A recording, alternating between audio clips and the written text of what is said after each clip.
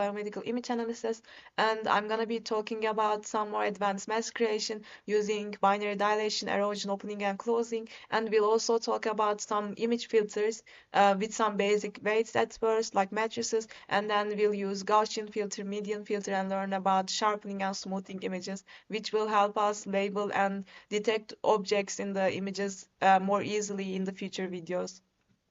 So let's start. First of all, as I promised in the last video, we'll start with using np.where, and I'll also be taking the bone.png image we've used again. So let me first read it. What image I have. As I mentioned, we can read PNG files and JPEG files, all using ImageIO, especially decom files. I am read. No. Okay. After that, we'll create our mask. I didn't import numpy though. np.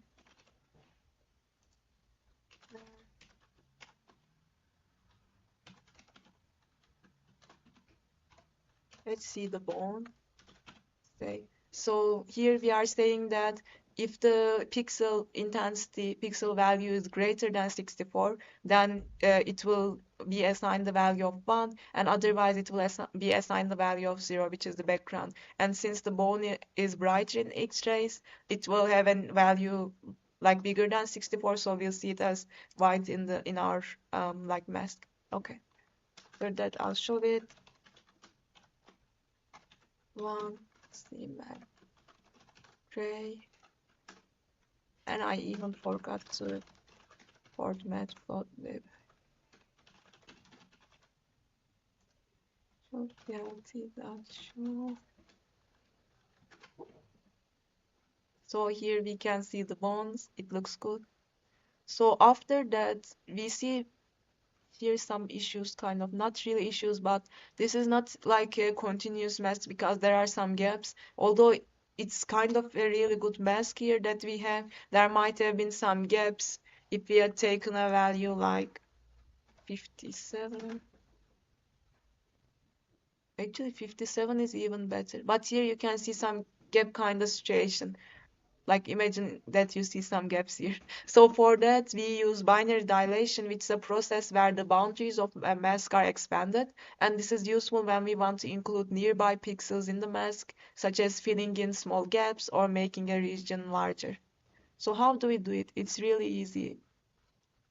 How did I forget to close this ugly access? Let's take 57 here. I think it's better. Yeah, it looks better. Okay. So what we do is we'll say ndi dot. Oh, I can create dilated m1, and we'll say ndi dot binary, and we don't even have ndi. Or it's sci-fi dot nd match as ndi dot binary dilation 1. We can specify the iteration as 5, 7, anything we want. Iterations, sorry. 15 might be a good value, but we'll see. We can also experiment with different values here. We'll show dilated M1, let's see. And as you can see, it filled up all the gaps here. We could have said 3. And now, as you can see, it's dilated less. And this is kind of a better mask than the previous one. If we say 5, maybe it will be optimal. And as you can see, yes, it's better. This is a good mask actually. So after that, let's look at erosion. Erosion is the opposite of dilation, and it removes pixels along the edges of masks, effectively shrinking the region of interest. So basically this. So this can be useful when we want to focus on the most central and important pixels and excluding those near the edges. So for this, I'll just, why do I, it's funny. I think it's better to import one time. See, and then delete it here. I'll copy paste this here. Now let's say ero what? Let's say erosion. Eroded. Is there a word like eroded? Let me quickly check and come. I think there is. To be in the safe side, I'll use erosion. Wow. Why is this thing not going? It's funny. Maybe I should just reload it. Okay. Now we are back. We run this again. Erosion. And so here we see that some parts have been taken. Doesn't really show actually, which is strange. If I say 20, just show it to you. Well, of course, because it's dilation. So sorry for that. Binary erosion. Let's see. As you can see, it deleted all a lot of things here which we didn't need.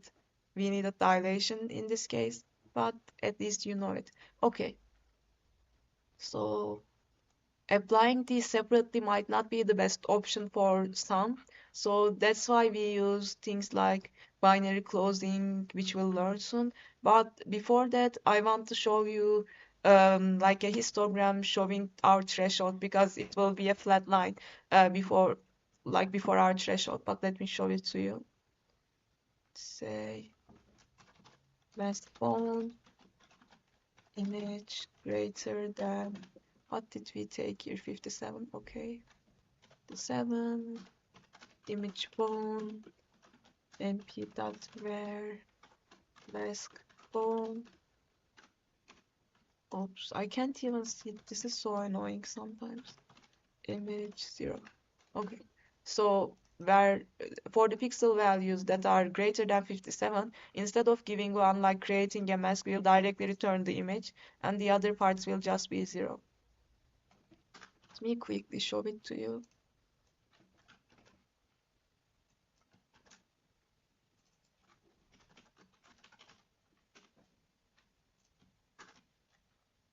And here you can see it. Now it's really, really clear, and I really love this visualization actually. It looks really nice. Anyways, now let's plot our histogram. AI.histogram bone minimum is 0. Should we say 0? Did we look at these values? We did, but it will be 0. Image dot min. It's 0. It's 255, yes, because we have both white areas and background lesson marks. 255, bins 256, and then let's plot it. Dot histogram. No, not the axis of this time, because we wanna see the values. Okay. And here you can see, why is it so bad? It's very bad. Because we have so much values with 0 intensity value, like the background, that we can't even see these small movements. But if we do 57 and then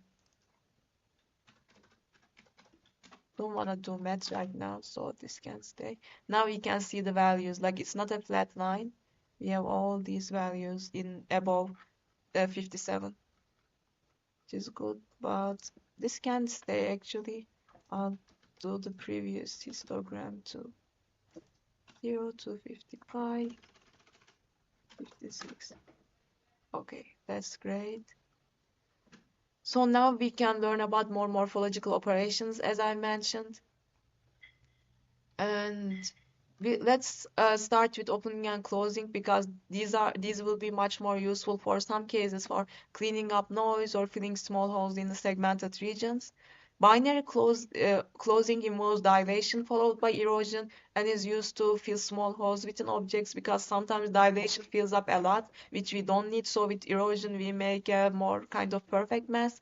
And then with opening, which involves erosion followed by dilation, we remove small objects like noise from the image, for example, which we can also remove with filters like smoothing filters like medium filter and Gaussian filter, which we'll learn in a bit.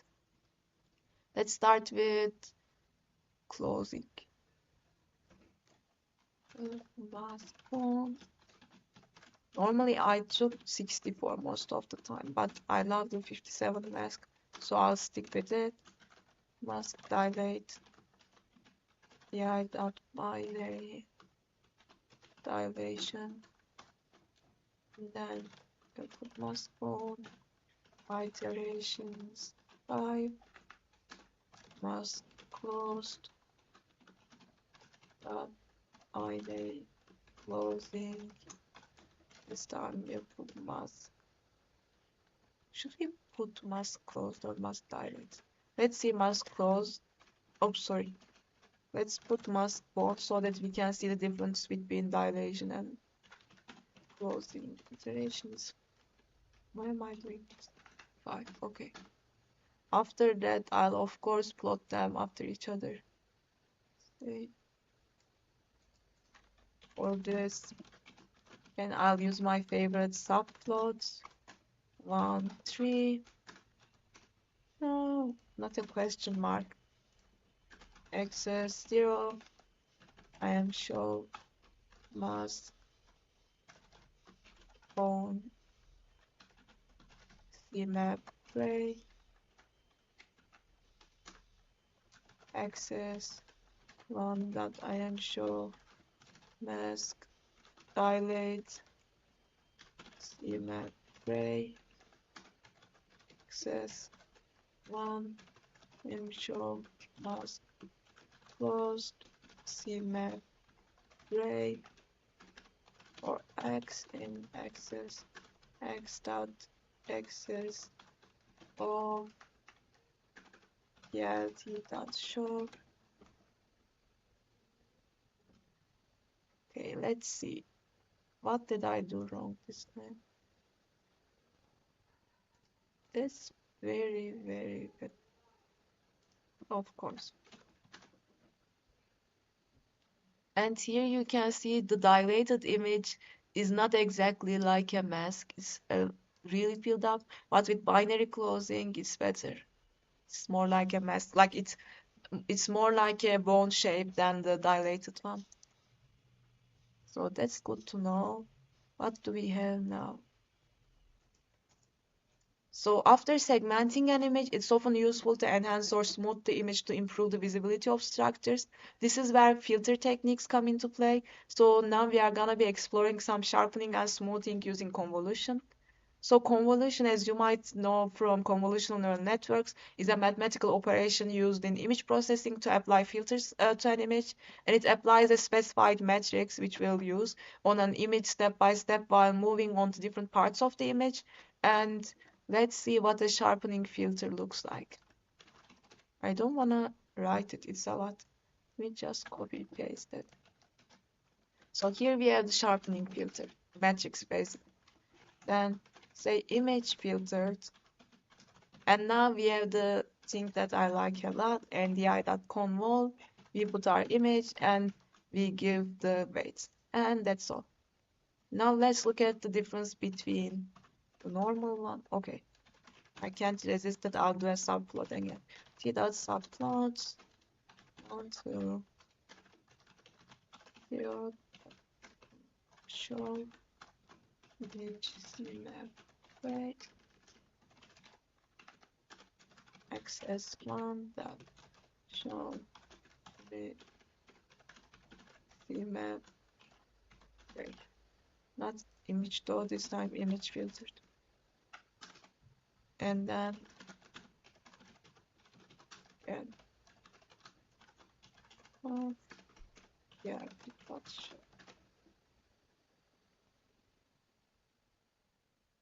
Yeah.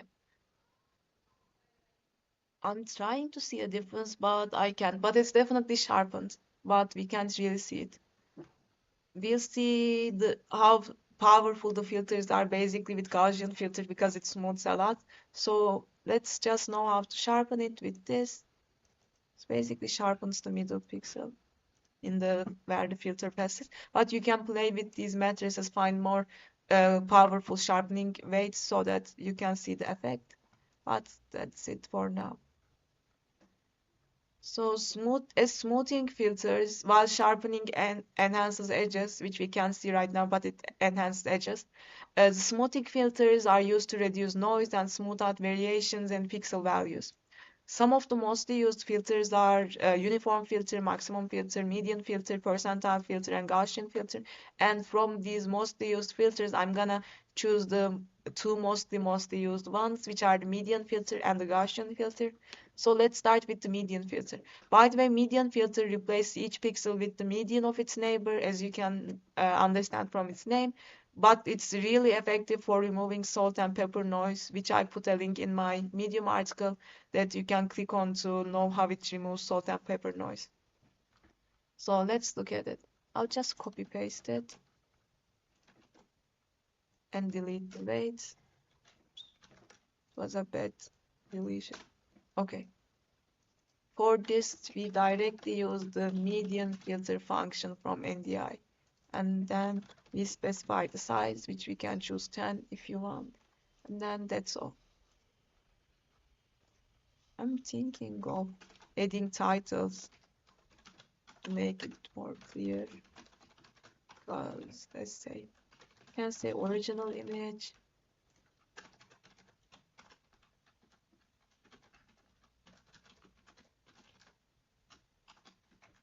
sharp image. Okay, now that's better. And then for this, gonna copy paste this one. And then for this, I'm gonna say smooth image with.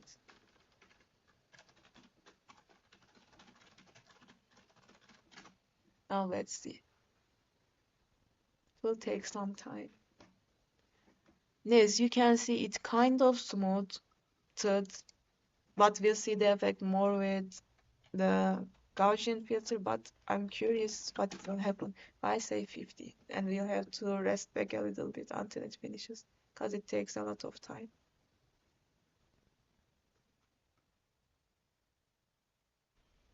I'm back. I stopped the video because it took a lot of time, but as you can see now it has been smoothed a lot, which is good for seeing the effect. But now I think it's good to move on to the Gaussian filter so that you can see the real effect. The Gaussian filter smooths images based on a Gaussian distribution, where pixels close to the center of the filter are weighted more heavily. So basically, the filter weights dissipate in a circular pattern as we get further from the center. So if you Google Gaussian filter, you'll see the effect too. And the filter is particularly useful for blurring and noise reduction, which you'll see. And it's good that we won't change anything. We'll just call the Gaussian filter right now.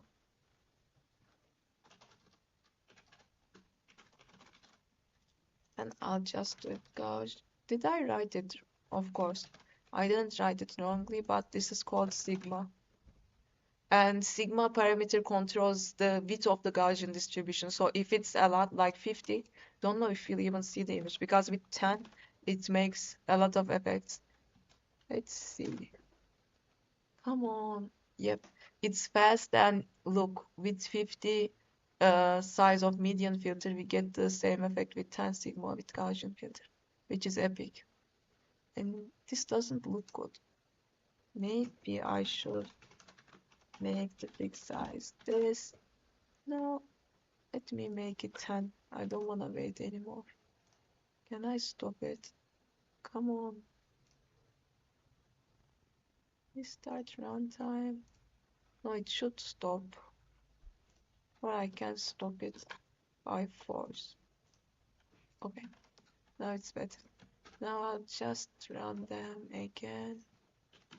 Big size 12 by 6. Okay, now let's see. And now it looks much better, which is great. And I believe, yes, we are done with today's video too. So today we covered the mask creation, dilation, erosion, morphological operations, basically with all of these and also various filtering methods. I hope you enjoyed it and can use it in your projects for reducing noise or for other reasons that you might want to use these. In the next article, I will cover edge detection using matrices and also Sobel edge detector.